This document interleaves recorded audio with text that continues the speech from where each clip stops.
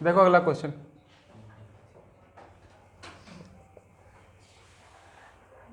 अगला क्वेश्चन कह रहा है कि ए की आय बी की तुलना में 25% अधिक है।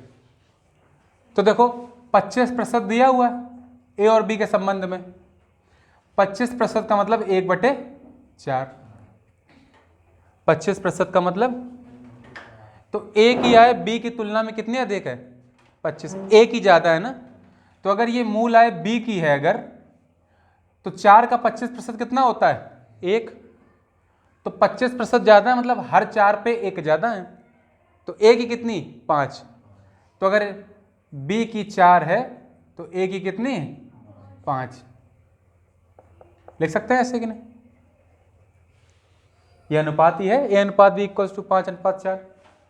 फिर लिखा है सी की आय ए और बी की आय के योग से, जो सी की आय है वो ए और बी की आय के योग से, ए और बी की आय का योग 65% कम है। तो 65% की भिन्न 13/20, तो सी की आय कम है ना, कितना, 65%, तो 20 का 65% 13, तो अगर इन दोनों की 20 है तो इसकी 13 कम, अर्थात कितनी, 7। समझ रहे हो कि नहीं, होगा ना ऐसे ही। अब लिखा है कि सी की आय ए की आय से कितने प्रतिशत कम है, सी और ए की तुलना करनी है। अब किसकी, सी और ए की। देखो यहां ए और बी का योग कितना है, 5 4 9, यहां ए और बी की आय का योग कितना है, 20, नहीं है, यहाँ ए और बी कितने, 5 4 9, नहीं है क्या, यहाँ कितने, 20, या तो इनको बराबर कर लो तो भी हो जाएगा।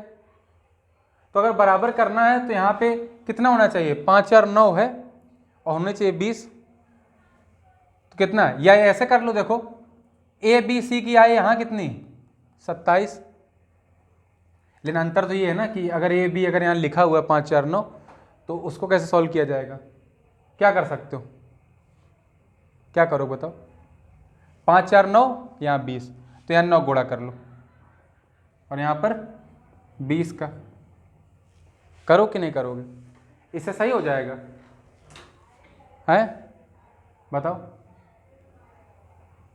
क्या करोगे, कुछ विचार है तुम्हारे, हम तो बता ही देंगे सीधे सीधे, तुम्हारा कोई विचार हो कुछ करने का, ऐसे ही होगा, फिर से अंतर नहीं आ जाएगा, यहाँ तो 20 नमा 180 ए और बी की, और यहाँ कितनी आ जाएगी, कितना आ रहा है, तो सही हो गया। तो लो मेरे बात समझ में आ रही है ना। देखो ए और बी की आय का योग यहाँ 20 है, लेकिन यहाँ तो 9 ही है ना, होना कितना चाहिए, दोनों जगह बराबर। तो क्या करो, यहाँ 5 4 9 है और यहाँ कितना है, 20 है, तो 20 और 9 का एलसीएम ले लो, 20 और 9 का एलसीएम 180, उसके लिए यहाँ 9 गुणा कर लो यहाँ पर 20 का। अब देखो यहाँ कितना हो गया, ऊपर 100 नीचे 80, यहाँ 63 और नीचे 100, देखो अभी तो यहाँ 180 है, बात समझ है कि नहीं। तो अब देखो ए की कितनी हो गई 100, बी की 80, तो देखो यहाँ भी 180 है और बी की नहीं है, और सी की कितनी है 63, तो पूछा क्या गया है,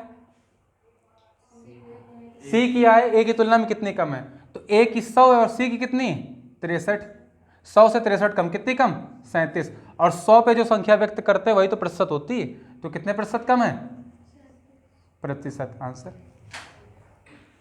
बात समझ में आई, आ रही ना, कोई आदमी शिवानी देखती रहो, जरूर आएगा, ठीक है ना। अगली बार से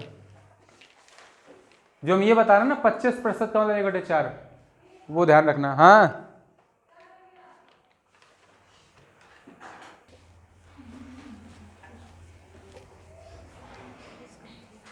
लाइव है ना, और क्या लाइव ही है। अगला देखो भाई क्वेश्चन,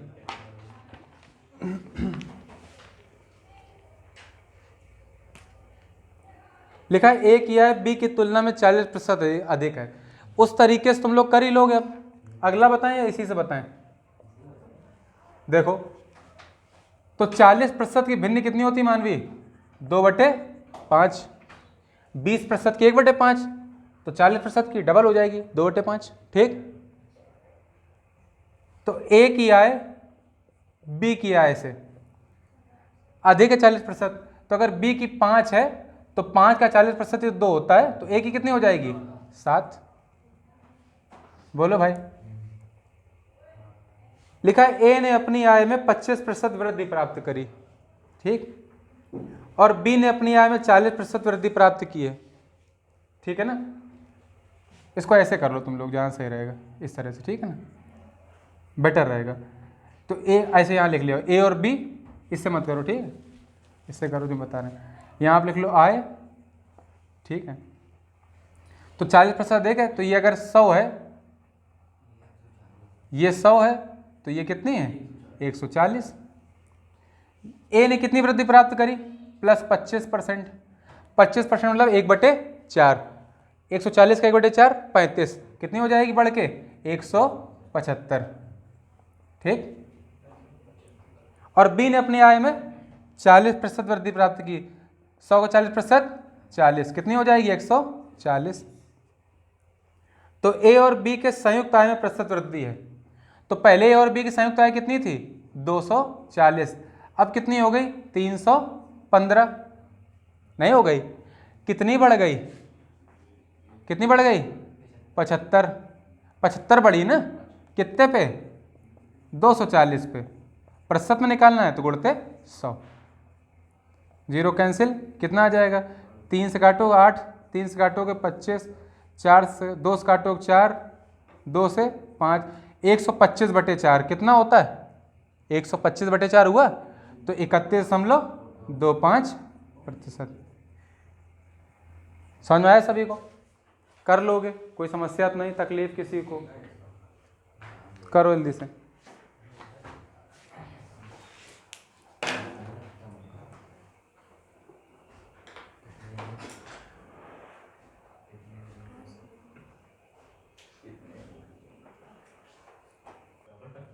अगले क्वेश्चन पे ध्यान दो सभी लोग, क्या लिखा हुआ है अगले क्वेश्चन में, लिखा यदि कोई छात्र किसी संख्या को 11/16 के बजाय 7/12 से गुणा करता है, तो गुणा करना किससे था 11/16 से, इससे करना था, उसने गलती से कर क्या दिया, उसने 7/12 से गुणा कर दिया संख्या को।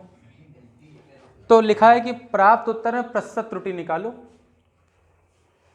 देखो तुम्हें कोई संख्या हमने दी, जैसे तुम्हें गुणा करना था इससे, कर किसे दिया इससे, तो भाई गलती हो जाएगी ना उत्तर में, आना कुछ था आ कुछ किया, तो प्रतिशत त्रुटि निकालनी।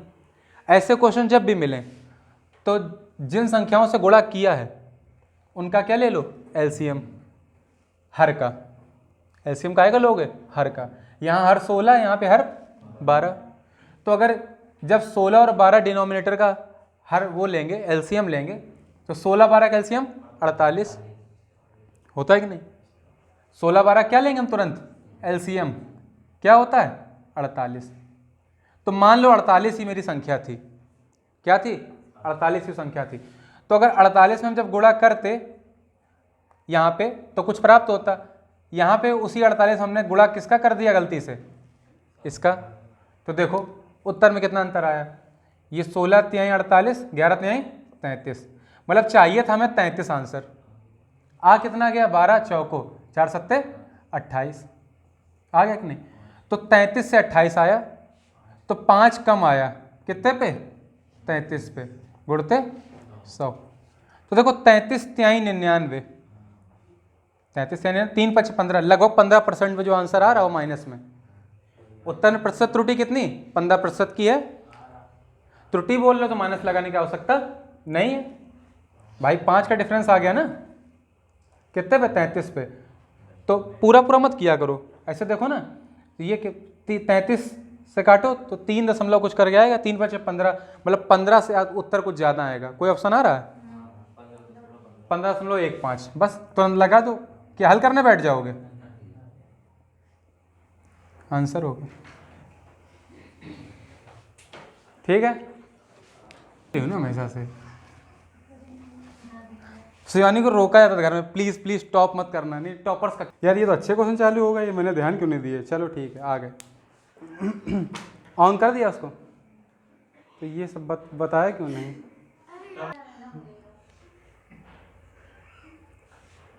तो लिखा एक निर्वाचन क्षेत्र में कुल मतदाताओं में से 55% पुरुष हैं। ध्यान सुनो भाई, मतदाताओं में 2 लोग होते हैं, पुरुष और महिला, जो बात की गई क्वेश्चन में, और कोई भी हो तो एक अलग चीज हो गई। ठीक है, जनरली पुरुष और महिला होते हैं।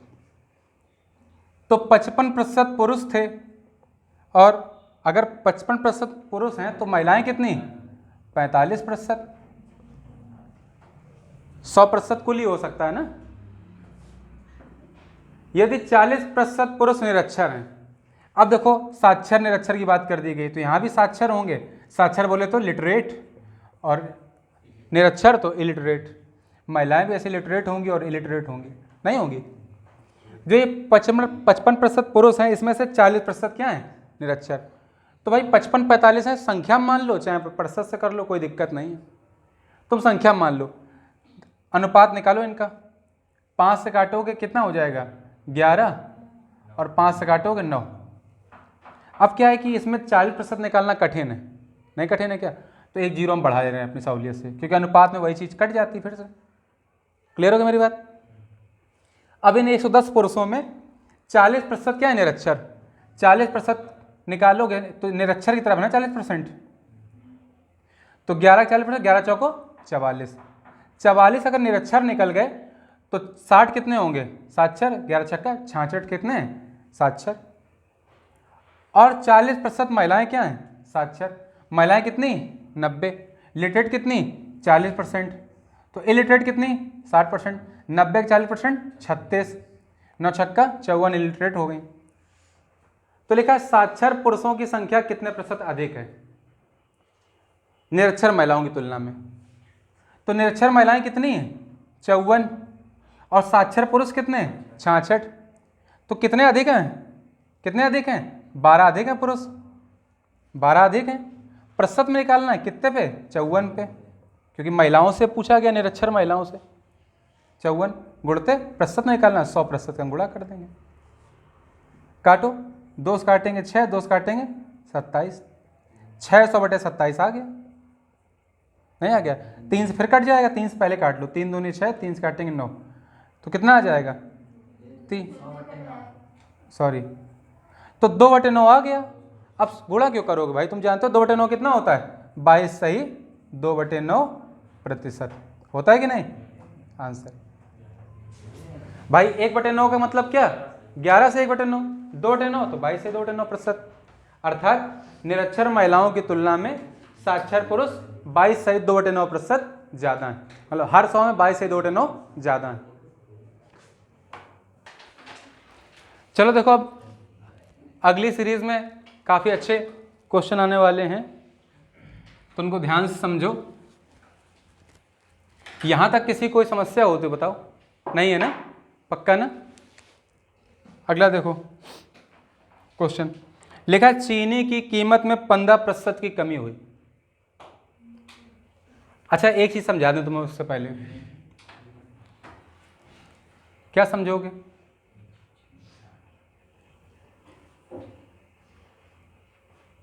भाई कोई परिवार कितना खर्च करता है, उसका मंथली एक्सपेंडिचर या एक्सपेंस कितना होगा।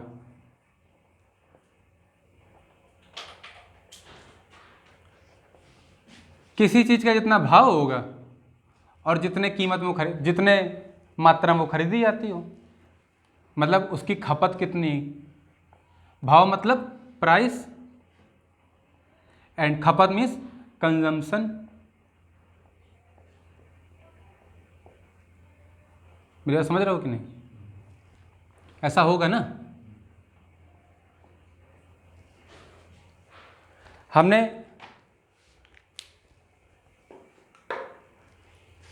30 रुपए किलो भाव चीनी खरीदी, 40 रुपए किलो, इसमें 40 रुपए किलो आ रही लगभग, है ना।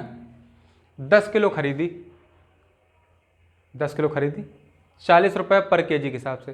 कितने रुपए खर्च किए शिवानी, 400 नहीं किए, आता है यार तुम्हें 40 दाम 400, वाह। तो 40 रुपए कीमत, 10 रुपए किए, 10 रुपए मतलब 10 किलो खरीदी, 400 रुपए चीनी में खर्च किए तुमने।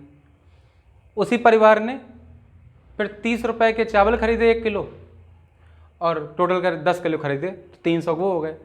तो 300 ये और 400 वो उधर वाले, 700 खर्चा हुआ घर का कि नहीं, हुआ कि नहीं हुआ? तो कुल मिला के अगर एक्सपेंडिचर निकालना है तो प्राइस का कंजम्पशन से मल्टीप्लाई करना पड़ेगा हमें। यही तो होता है। किसी को यहाँ तक कोई दिक्कत तो बताओ, ठीक है? तो बात ध्यान रखना। तो ऐसे मान लो कोई चीज़ की कीमत 25 रुपये पर केजी है और हमने 8 केजी खरीदा उस चीज़ का। कितना? 8 केजी। तो देखो ये बटे केजी है, ये ऊपर है, केजी केजी कैंसिल, रुपए बचेंगे। कितने रुपए आए टोटल खर्च? कितने रुपए खर्च करके आए? 200 रुपये। मेरे यहाँ समझ में आएगी नहीं? किसी को यहाँ तक दिक्कत? तो ऐसे चलेंगे क्वेश्चन, ठीक? रब कर दें इसको, नोट कर लो एक फार्मूला जल्दी से, छोटा सा फार्मूला करो उस खाली। तो कुल खर्च निकालना है तो भाव इंटू खपत, है ना? E equals to P into C, price into consumption, ऐसा याद रखना। E equals to P into C, पूरा पूरा नहीं लिखना है पे, ई पी सी, बस इतना दिखाना।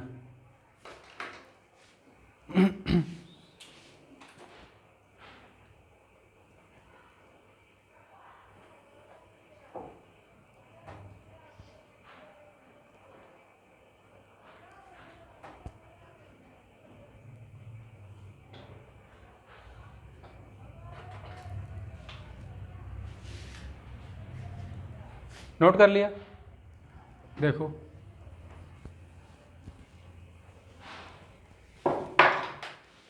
तो क्वेश्चन में क्या हुआ? चीनी की कीमत में 15% की कमी हो गई। चीनी की कीमत में 15% की कमी हो गई। तो हमने मान लिया कि अगर कीमत में 15% कमी हुई, कीमत तो ये है ना, भाव या कीमत, तो हमने मान लिया 15% कमी, हमने मान लिया 100 रुपये था कीमत। कितनी थी? 100। और हम 100 किलो की खपत कर रहे थे, तो कितने रुपए खर्च कर रहे थे? 10,000। यहाँ तक सभी समझ में आया? 100 रुपये पर केजी कीमत और 100 किलो की खरीद रहे हैं, तो 10,000 आएगा। अब कीमत में कितनी वृद्धि हो गई? 15% की।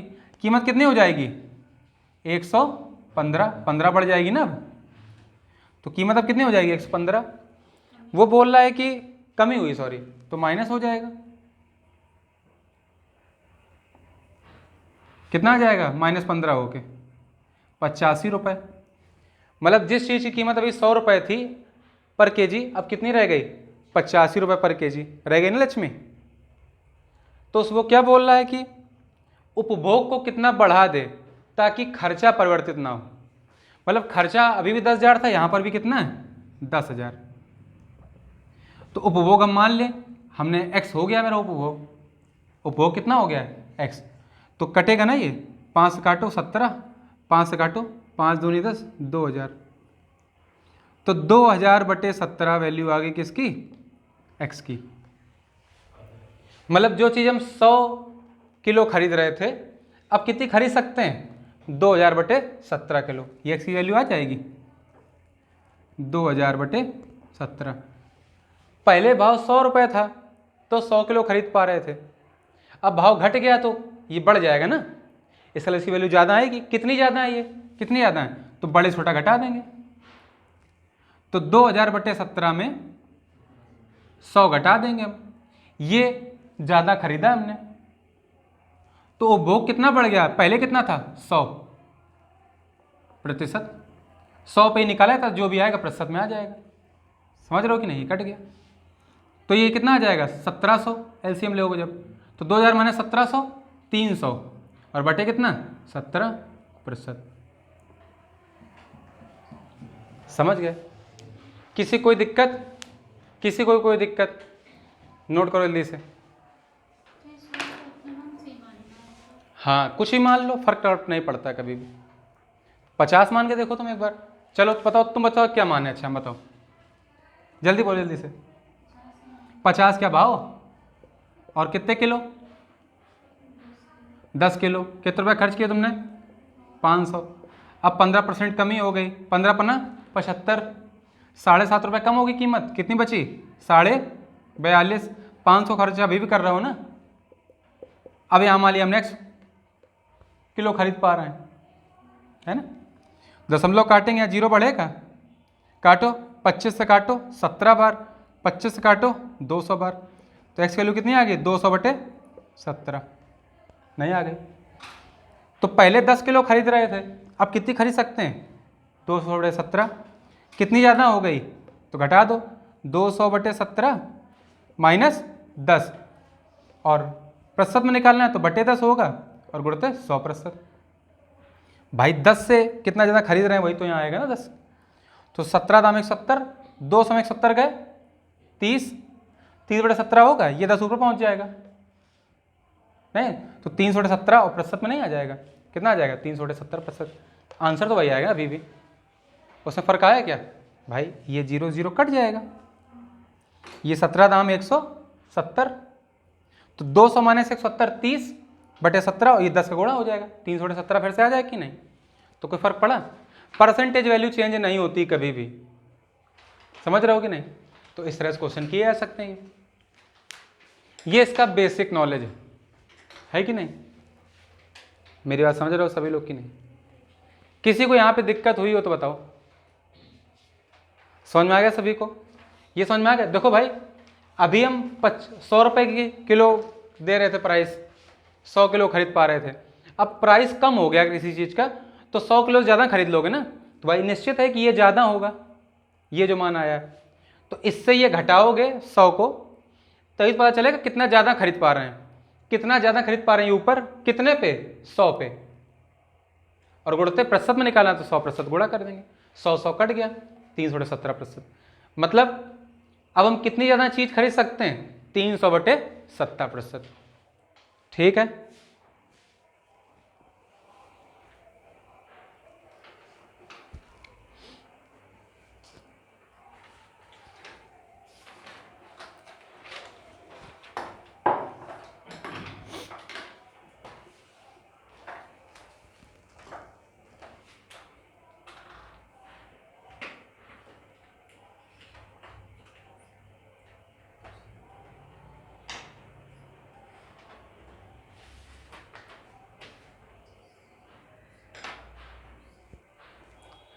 लेकिन करते ऐसे नहीं है, ये बहुत बड़ा मेथड है, इससे थोड़ा ना किया जाता है। एक लाइन का क्वेश्चन होता है ये, कैसे होता है देखते हैं, एक लाइन का सिर्फ। ठीक है,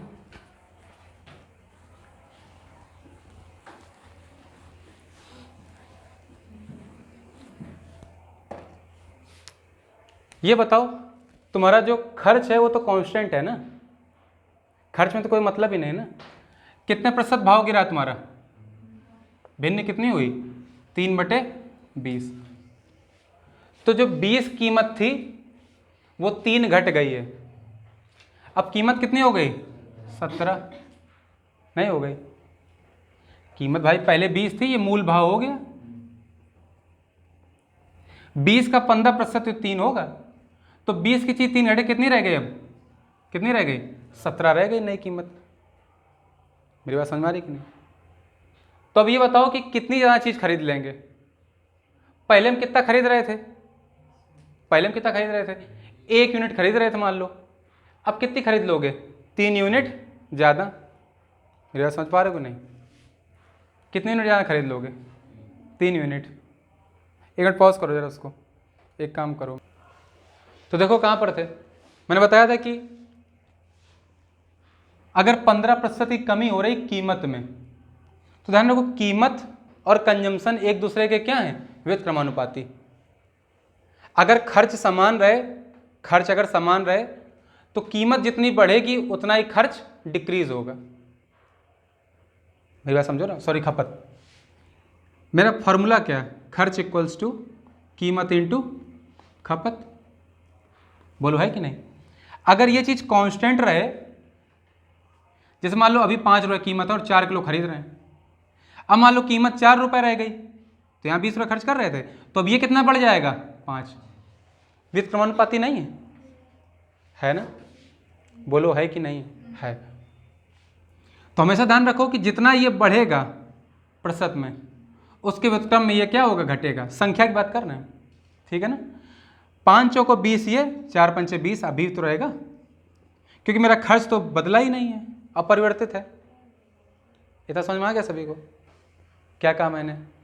कि अगर खर्च कांस्टेंट रहेगा तो अगर कीमत बढ़ेगी तो खपत घटेगी, और कीमत घटेगी तो खपत बढ़ेगी। ये तो होना ही है। तो अगर कीमत घटी तो खपत क्या होगी, बढ़ेगी। ये चीज़ तो कम क्लियर हो गई। क्यों शिवानी, किसी चीज़ की कीमत कम कर दी जाएगी तो उसकी ज़्यादा मात्रा खरीद सकते हो ना अब, लेकिन अगर मात्रा कम हो गई है इसका मतलब कीमत बढ़ी है, क्योंकि खर्च मेरा क्या है, अपरिवर्तित। हम पहले 20 रुपये खर्च करते थे, अब भी 20 रुपये। कुछ लोग नहीं, एक चुटकुला चलता था पहले, अभी भी चलता है, कि पेट्रोल के दाम में एक पूछा एक लोग ने कितने हो गए, 70 से सरकार ने बढ़ा दिए, सरकार बहुत बुरी है। तो सामने वाले ने क्या कहा, अब हम पहले ही 100 भराते थे, अब भी 100 भराते हैं। तो उसका खर्च वही है 100 रुपये, लेकिन क्या कीमत बढ़ने से जो पेट्रोल पहले ज़्यादा पड़ रहा था वो कम नहीं पड़ेगा। तो एक अगर बढ़ेगा तो दूसरा क्या होगा, घटेगा। अगर उनका गुणज क्या है, अपरिवर्तित। अपरिवर्तित है कि नहीं क्यों में, यहाँ तक सभी समझ में आ गया। तो अगर कीमत अगर घटी है इसका मतलब, और खर्च वैसा ही है, तो अगर खर्च सेम है मानवी और कीमत घट गई इतनी, इसका मतलब खपत बढ़ जाएगी, नहीं बढ़ जाएगी। क्लियर हो गया, इसको रब कर दें। तो भाई अब तुम्हारी कीमत कितनी रह गई, 17। तो 17 रुपये भाव है, और हम कितना ज़्यादा खरीद सकते हैं, अब 3 चीज़ें ज़्यादा नहीं खरीद सकते हैं भाई। अगर 20, ये ऐसे देखा जाता है कि अगर ये मूल चीज़ें हैं 20, तो हम मान लेते हैं कि हम 20 रुपये की, मतलब हर चीज़ 1 रुपये की है, तो 20 रुपये में 3 किलो अब ज़्यादा खरीद सकते हैं, है ना। अब भाव कितना रह जाएगा, 17। कीमत कितनी रहेगी, भाव या कीमत 17 रुपये। तो ये 3 चीज़ें बढ़ नहीं जाएंगी, तो 3 चीज़ें 17 रुपये में हम क्या कर सकते हैं, ज़्यादा खरीद सकते हैं। हमारा खपत इतना बढ़ सकता है। प्रतिशत में निकालना, 100% का गुणा कर देंगे, कितना आ जाएगा, 300/17%। समझ में आ गया। एक और क्वेश्चन जैसे अगला है, लिखा है कि एक परिवार, क्या बोलो क्वेश्चन बोलो अगला। एक व्यक्ति अपनी चीनी की खपत में 42.84% चीनी की खपत में 42.84% की वृद्धि कर रहा है। चीनी की खपत में मतलब पहले अगर 5 किलो खरीदता था, 7 किलो खरीदता था, अब कितनी खरीदता है, 10 किलो। यही तो है, चीनी की कीमत में कितनी वृद्धि करी, सॉरी खपत में। तो खपत अगर बढ़ गई तो भाव इसका मतलब गिरा होगा, क्योंकि खर्च कैसा है, अपरिवर्तित। वो पहले जितने रुपए खर्च करता था उसमें आज भी उतने रुपए खर्च कर रहा है। इसका मतलब अगर खपत बढ़ाई है तो उसने कीमत क्या घटी होगी, तभी उसने बढ़ाई खपत। मेरे समझ गए। तो पहले भिन्न निकाल लो, ये खपत के रूप में दी गई, कितनी हो गई, 3/7। कितनी हो गई, 3/7। हुई कि नहीं हुई। तो सीधी सी बात है कि 7 किलो पहले चीज खरीदता था, अब 3 किलो ज्यादा खरीद सकता है, नहीं खरीद सकता। तो 7 + 3 कितना हो गया, 10। तो 10 रुपये अब कीमत हो गई, नहीं हो गई। और कितने किलो ज्यादा खरीद सकता है, 3। प्रतिशत में निकालना है, गुणते 100%, कितना आ गया, 30%। मतलब ये लेकिन गिरा होगा ना, सीधी सी बात है। पहले बढ़ भाई, खपत उसकी बढ़ी है तो कीमत क्या होगी, गिरी होगी 3 रुपये। क्लियर। तो कितने रुपए कमी आ गई भाव में, 30% की। वैसे करो तब भी वही आंसर आएगा। पॉज कर दो। तो सभी ने नोट कर लिया ना, कोई समस्या, आगे बढ़ते हैं।